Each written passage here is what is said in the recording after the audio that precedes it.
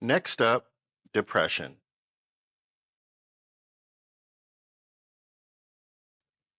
Depression can often feel like being stuck in a deep, dark pit with slippery walls.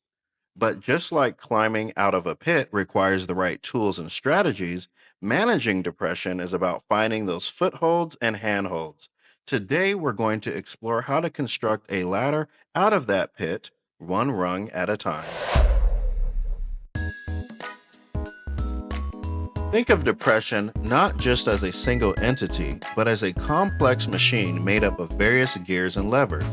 These components include emotional symptoms like persistent sadness, physical symptoms such as changes in sleep or appetite, cognitive symptoms that affect one's ability to think and concentrate, and behavioral symptoms that include withdrawing from social situations. Like a machine that lost its lubrication, these components can cause the gears of our daily functioning to grind to a halt. Let's examine how these elements combine to keep the machine of depression running.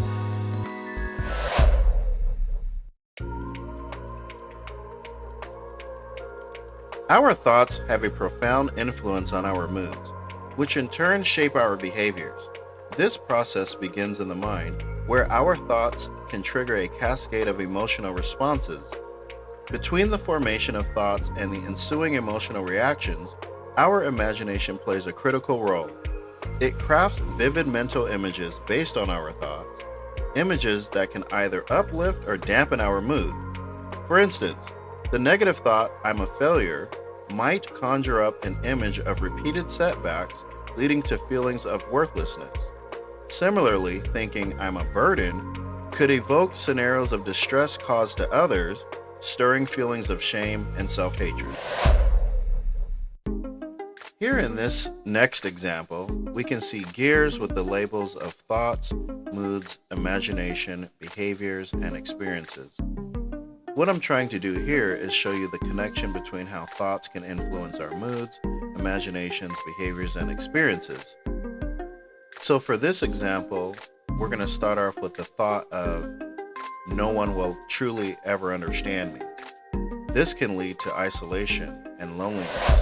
In our imagination, we begin to see ourselves as defeated, and this reinforces the thought, thereby generating the mood or the feeling.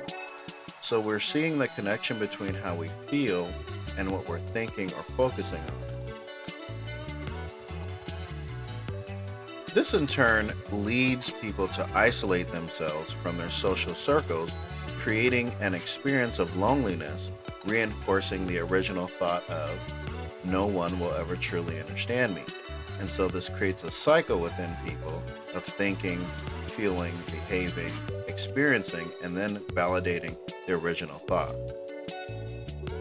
So when those thoughts influence those emotions, and those emotions influence certain thoughts, back and forth cyclically, those thoughts create the same emotions, which create the same behavior, leading to the same experience over and over again. In addition to these internally generated influences, external factors in our environment also play a critical role in affecting our mood. Lack of quality sleep, poor dietary choices, and significant life events such as the loss of a loved one or receiving a daunting diagnosis can all dramatically alter our emotional state. These environmental factors can exacerbate negative thoughts and feelings, creating a feedback loop that may lead to further negative behaviors.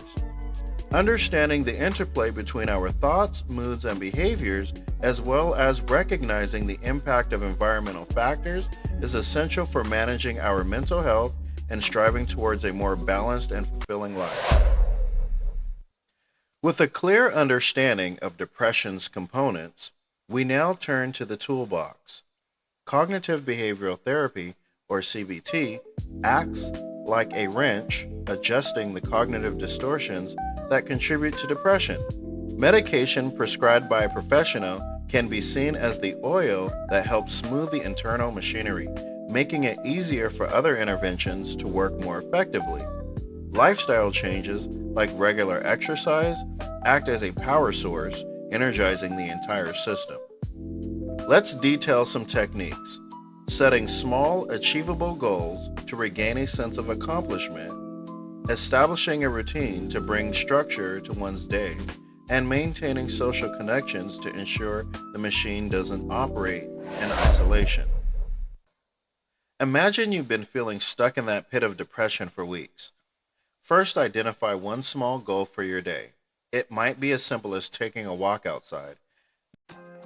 Next, use a CBT technique to challenge your negative thoughts, like "I'm never going to feel better," by asking yourself evidence-based questions.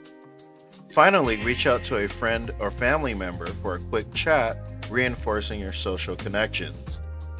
And there you have it. By understanding the components of depression and effectively using the tools, we begin to build our way out of the pit. Remember, it's not about leaping out in one giant jump, but rather climbing out one step at a time. Every small step is a victory in the journey towards recovery.